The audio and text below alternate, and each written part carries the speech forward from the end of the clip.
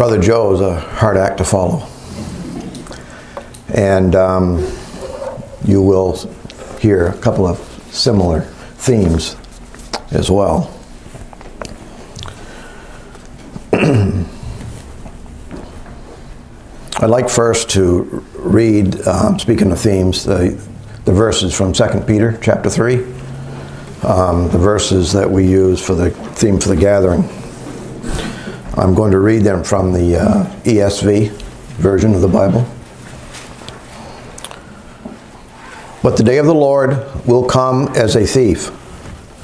Then the heavens will pass away with a roar, and the heavenly bodies will be burned up and dissolved, and the earth and the works that are done on it will be exposed.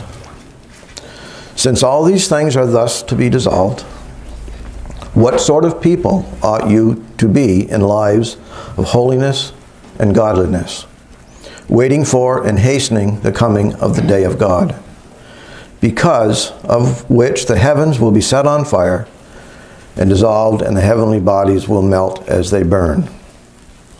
But according to his promise, we are waiting for new heavens and a new earth in which righteousness dwells.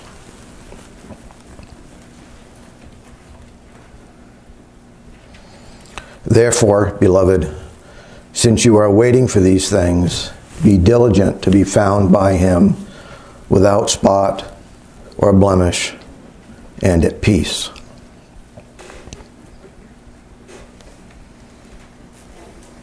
Since all these things are thus to be dissolved, what sort of people ought you to be in lives of holiness and godliness? This should be obvious, I think.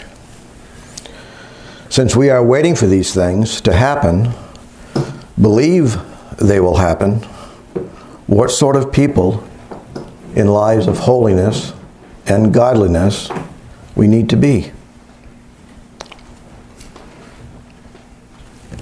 A life of holiness, a life of godliness. We all know what we have to do. Having that kind of life will take effort, and it will take all our time, all our energy, all our thoughts, all our actions, from when we wake up in the morning until we go to sleep at night. Every moment of every day.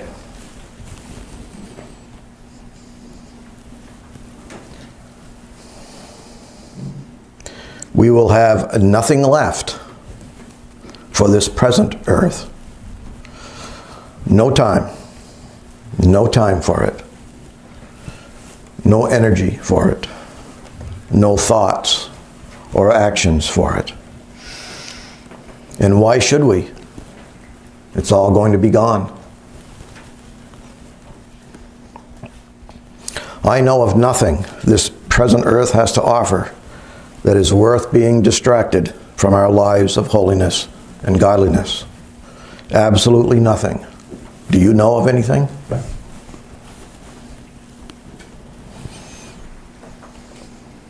And to be distracted, especially now, the price you pay just isn't worth it. One example of the price you pay to consort with the world is friendship. Yes, the kind of friendship we have right here in this room. Meaningful, supportive, everlasting friendship. The most dearest, loving friendships I personally have ever had have been with believers. And I lost those friendships when I thought this present earth's distractions offered something better. Take it from someone who knows. This friendship, this camaraderie that we share, is a price you never consider when you allow distractions of the world to sift through your heart to become sin. the price you pay is just not worth it. The world is like a cancer. It doesn't take a little, it takes everything.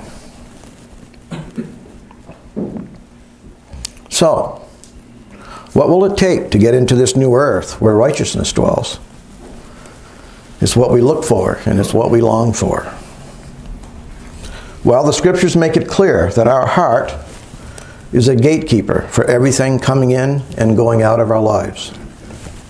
So let's focus on this. Think of our heart as a pearl. I know you've heard this already. A pure white pearl without a single blemish of any kind. It is radiantly white. Even deep within it, it is pure white. Focus on it every day. Let nothing dull its radiance. Do everything you can to keep it this way. Jesus is our example. He spent days in the wilderness wrestling with his emotions of being hungry, of knowing what was coming.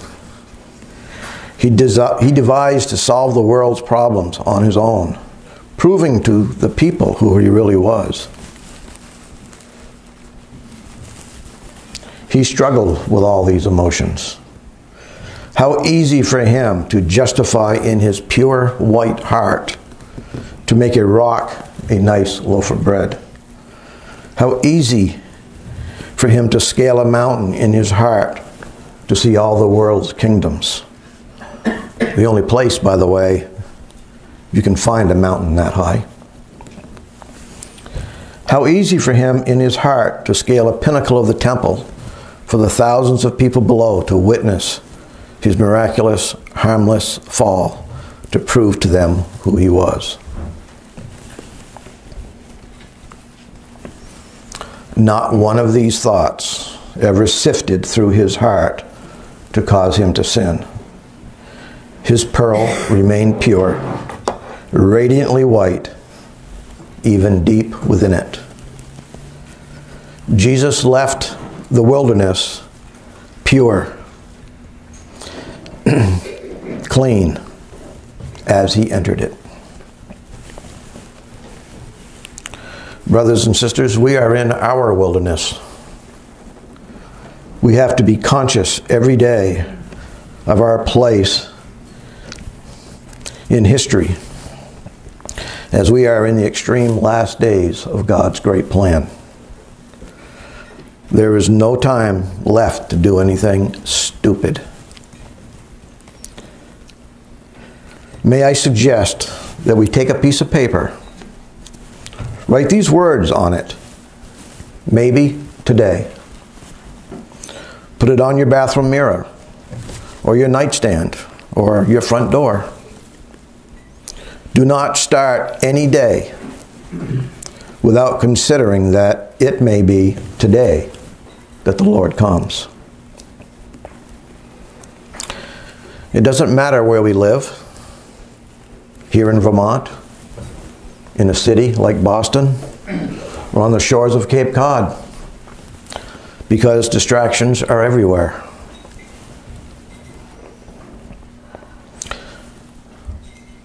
So let's be sure that we leave our wilderness with our hearts pure.